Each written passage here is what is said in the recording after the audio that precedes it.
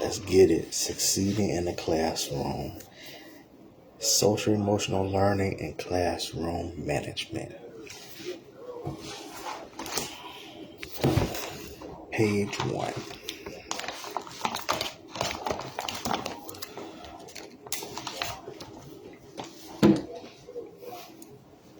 Subtitle: Working together in a classroom. A child who demonstrates empathy would enjoy ease in the context of working, playing, and otherwise interacting with others. This quality can't be shown by children unless their environments largely helped in the existence and furtherance of emotional regulation. An exceptional upshot of this reality is a community decorated with pro-social behavior. On the other hand, if environments fail at their mandate, then detrimental situations ensue, like displays of behavior driven by anger and aggression. As clearly seen, these 5 interpersonal concepts are all connected and discussed through this analysis of 3 contributing experts of social and emotional development. Tremblay 2008 talked about prominent figures of the past who have discussed the topic of anger and how it can be used, how it should be used. Thompson, Meyer, and Jochen 2008 asserted that emotional regulation isn't a simple process and should be perceived in terms of personal goal attainment concerning feelings. Robinson 2008 revealed how infants respond to another infant it sees going through various emotions along with the timing of this phenomenon.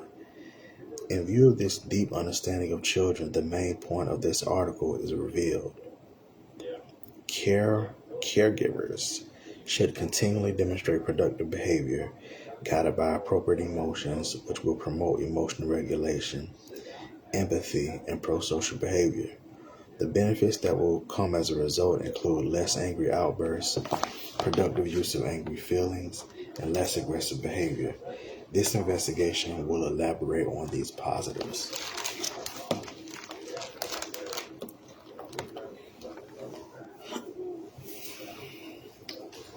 Tremblay identified 2 experts who investigated the topic of the development of anger in children. He also spoke about studies that revealed a lot on this topic. Seneca, a Roman lawyer philosopher writer, said that only humans go through the emotion of anger. He determined that it came as a result of loss of reason. He looked at this emotion during the early years of a human life and noted that a child will hit the floor because they fell. This suggests that they are trying to physically express their anger directly towards the stimuli. He, much similar to a lot of experts in human behavior, and along with a lot of people who have raised children, pushed the need for composed educators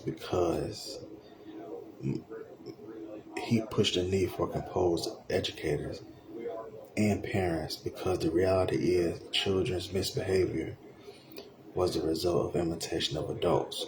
Tremblay 2008. That's an in-text citation. When teachers and parents don't let their frustration manifest,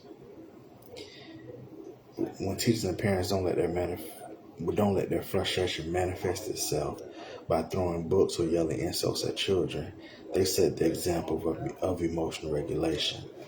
Children will see angry outbursts as something not in line with their environment's expectations and do them less often.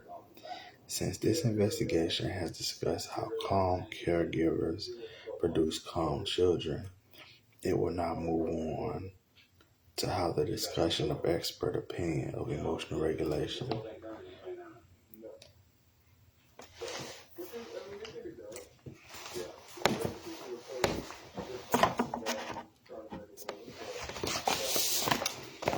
Pinpointing exactly what emotional regulation is.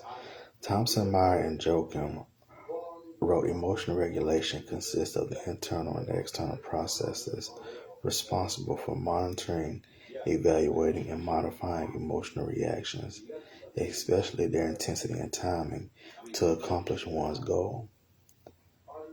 Thompson, ETAL, 2008, page 119 through 120 in text citation. This article breaks this definition to mean emotional regulation is made up of the activities in charge of managing feelings for success.